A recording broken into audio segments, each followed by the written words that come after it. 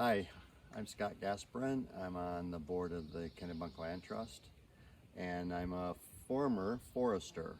I had a couple of careers in my lifetime, and one was as a professional forester. I went to Michigan State University and got my forestry degree. Worked for Michigan Department of Natural Resources for about 8 years, and then I worked in Idaho as director of forestry for the Nez Perce tribe.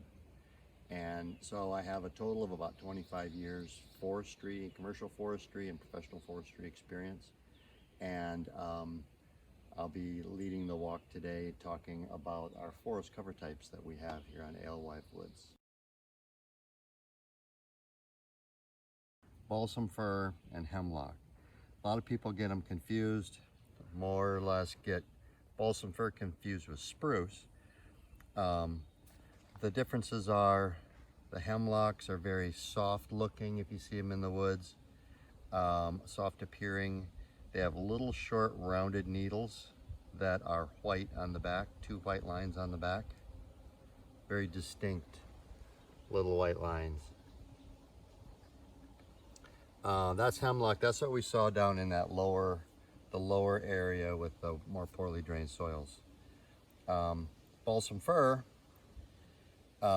is an upland growing tree. This is what a lot of people make Christmas wreaths out of and that sort of thing, as opposed to spruce. Spruce stinks. But balsam fir looks a lot like hemlock. The needles tend to be flat on the branches, and they also have two white lines on the back of the needles, but they're much longer and a bit more pointy. Though I don't have a spruce sample to show, but the difference you can always tell between balsam fir and spruce is balsam fir's needles are flat and spruce needles are triangular shaped in cross section.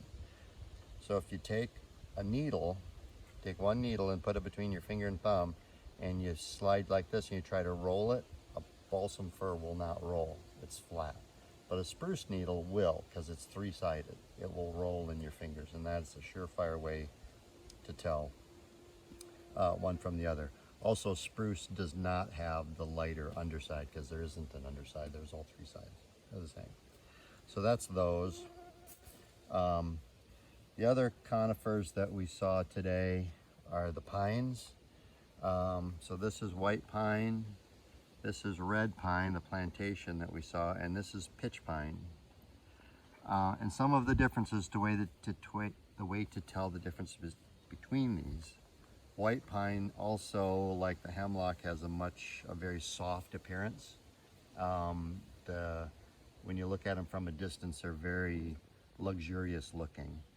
And that's because the needles are much finer, much shorter, and that's what makes them look that way. The one thing I should point out, these two, fir, spruce, and hemlock, the needles are individually attached to the stem. One needle is attached to the stem independently. The pines are not that way. Pines, their needles are always in bundles. And if I take, you can see right here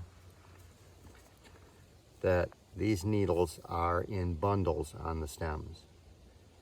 White pine are 5 needles per bundle. This one happens to have 4 or 5 needles per bundle. And they're about 2 and 2.5 inches long. Red pine are much larger, much coarser needles. They have much coarser appearance from afar. Their needles are 3.5 to 4 inches long and 2 per bundle. So I can give it a size comparison. There's the white pine. Oh, got away on me. There's the white pine compared to the red pine. Two needles per fascicle or per bundle, 4 or 5 for white pine. And then pitch pine is different yet again. also in bundles, very coarse looking. It oftentimes has what's called epicarmic branching along the stem. If it gets exposed to light, all the old little knots and limb spots will bush out with little growths like this. So a very coarse, kind of rugged looking tree, and it has 3 needles per fascicle. Again, about 2.5 inches long, similar to the white pine, but coarser, more coarse and dense like the red pine, but a lot shorter.